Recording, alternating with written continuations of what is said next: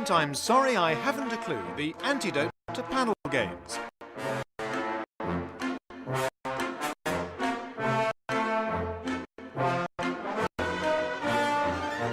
the piano is Colin Sell, and the chairman is Humphrey Littleton.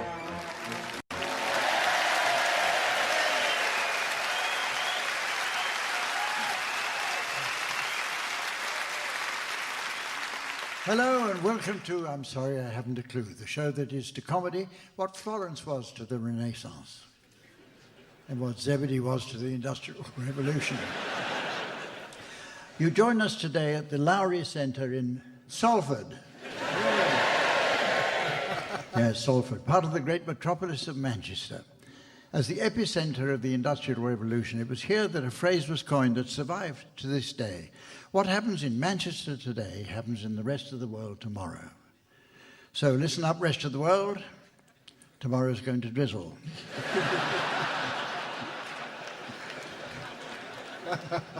In 1485, Manchester figured heavily in the Wars of the Roses.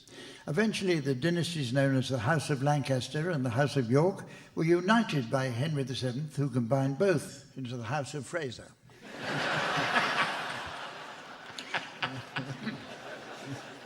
Peace reigned here until the Civil War, when royalist troops under Prince Rupert used the city as a base from which to attack nearby towns.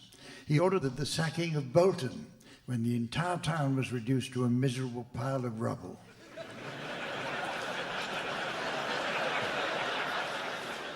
Later, funds were provided for reconstruction, and work is expected to start soon.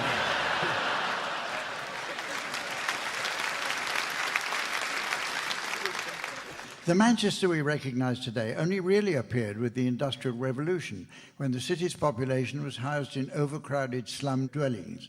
However, sanitary conditions were improved when pipelines were constructed to bring fresh water from the Lake District. These worked well until the 1960s, when one resident ran a bath and discovered Donald Campbell in it.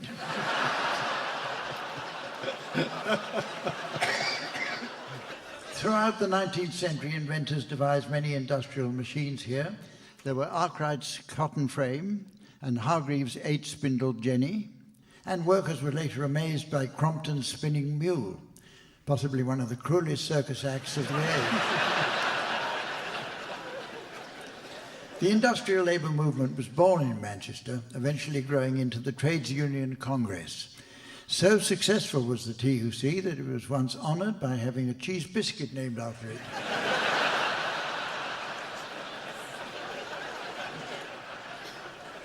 The pioneering feminist Emmeline Pankhurst was born in Manchester. Starting in 1910, Pankhurst campaigned noisily for women's rights outside Parliament every day from 4 o'clock in the afternoon. She would have got there earlier, but she always had a stack of ironing to get through first. Another noted Mancunian was the businessman and philanthropist Jonathan Didcot. On retiring, he sold his business here and left to tend to the poor and homeless in Liverpool, where his good work was said to be tireless, just like his car.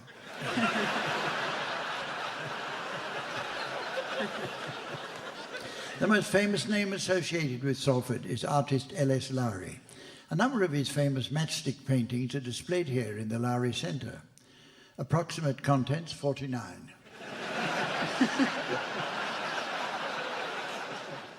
Well, it's time to meet the teams, and I can honestly say that you couldn't ask for 4 better comedians. So that's answered your next question.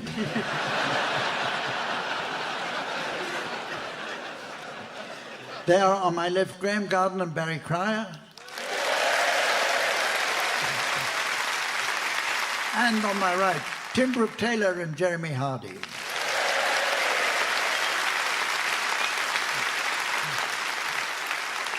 And please welcome the lovely lady who has for many years enjoyed sitting on my left hand, the ever delightful Samantha.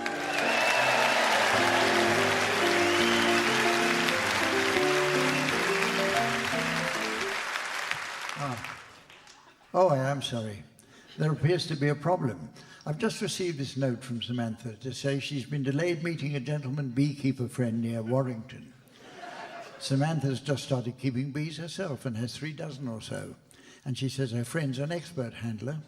Apparently he carefully takes out her 38 bees and...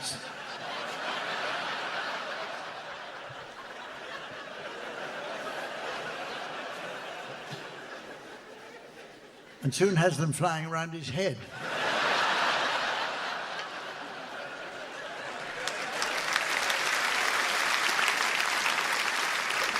Oh, well, on with the show.